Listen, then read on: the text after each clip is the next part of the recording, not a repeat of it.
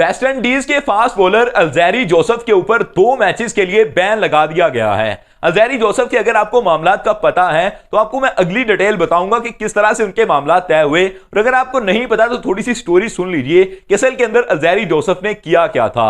अल्जैरी Joseph West Indies के fast bowler हैं। वो इंग्लैंड के खिलाफ सीरीज के अंदर बॉलिंग कर रहे थे। इंग्लैंड और वेस्ट इंडीज की ओडीआई सीरीज के अंदर एक मैच बराबर हो चुका था और तीसरा मुकाबला सीरीज का फैसला कुन मुकाबला था।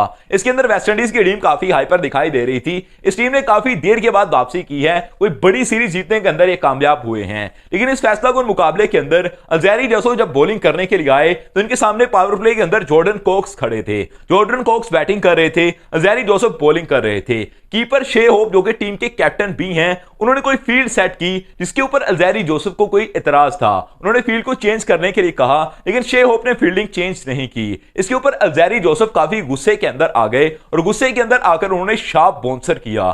शार्प बाउंसर के चलते हुए एज लगा और जॉर्डन कॉक्स आउट हो गए। जॉर्डन कॉक्स पवेलियन की तरफ चले गए, लेकिन टीम के साथ अपनी विकेट को सेलिब्रेट करने के बजाय अल्जैरी जोसेफ ने वापस जाने का फैसला किया, अपने रनअप पर वापस पहुंच गए। वो काफी गुस्से के अंदर दिखाई दे रहे थे। टीम ने इस चीज को इग्नोर किया कि माहौल खराब ना हो और इनके पास कोई भी चलकर नहीं गया।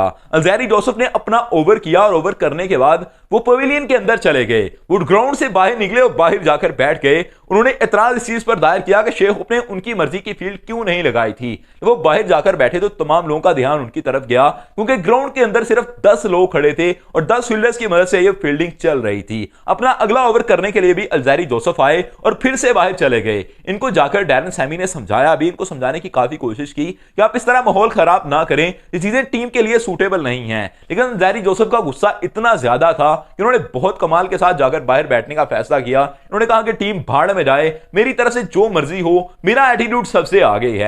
फिर इनके खिलाफ एक्शन हुआ और अल्जैरी जोसेफ को 2 मैचेस के लिए बैन का सामना करना पड़ा है। अब अल्जैरी जोसेफ ने माजरत भी कर ली है। उन्होंने कहा कि मेरी वजह से टीम का माहौल खराब हुआ, मैं वेस्ट इंडीज के पूरे क्राउड से माजरत करता हूं, मैं अपने कैप्टन शे होप से माजरत करता हूं। मैंने जो किया वो क्रिकेट के अंदर नहीं होना चाहिए, ये चीजें बिल्कुल भी सूटेबल नहीं थी, लेकिन मैंने इन चीजों को सरअंजाम दे दिया। मैं काफी गुस्से के अंदर आ चुका था। वेस्ट इंडीज ने वो मुकाबला अपने नाम कर लिया, लेकिन इनकी जीत का उतना चर्चा नहीं हुआ जितना अल्जैरी जोसेफ का हुआ इस मैच के अंदर। मेरे ख्याल से ये चीजें क्रिकेट के अंदर नहीं होनी चाहिए। पास के अंदर भी इन्हीं चीजों ने इनकी क्रिकेट को डाउन किया।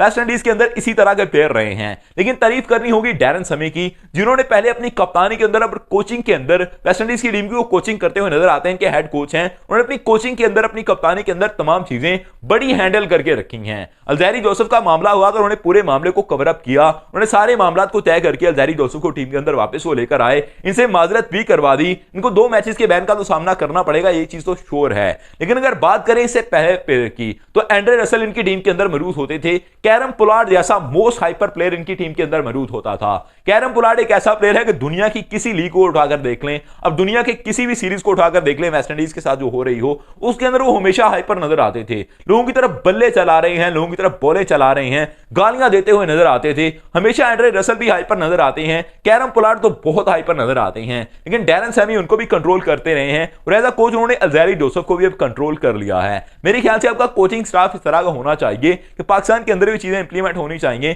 कि पाकिस्तान के प्लेयर्स को कंट्रोल करने के लिए इनके ऊपर बंदे ऐसे मुसल्लत हों जिनकी इज्जत की जाती हो, जिनको कुछ समझा जाता हो। पाकिस्तान के अंदर ऐसा बिल्कुल भी नहीं होता, लोग कोचेस को गालियां देकर चले जाते हैं। पिछले टाइम के अंदर आपने इश्यूज खड़े होते हुए देखे थे कि किसी ने कोचेस को गालियां दे दी थी, किसी ने प्लेयर्स के साथ बदतमीजी कर दी थी, कुछ लोग ग्रुपिंग करते हुए नजर आ रहे थे। पाकिस्तान के अंदर ये मामला काफी बुरी तरह से चल रहे हैं, उनको कंट्रोल करने वाला कोई भी नहीं है। मेरे ख्याल से अगर ऐसे कोचेस हायर कर लिए जाएं क्योंकि टीम को कंट्रोल भी कर सके, तो पाकिस्तानी टीम का माहौल भी बेहतर हो सकता है। चीजें पास के अंदर पाकिस्तान के लिए अच्छी नहीं रही और फ्यूचर के अंदर पाकिस्तान के लिए कारगर साबित हो सकती हैं। Subscribe channel for more videos. Thank you, I love you to be with us.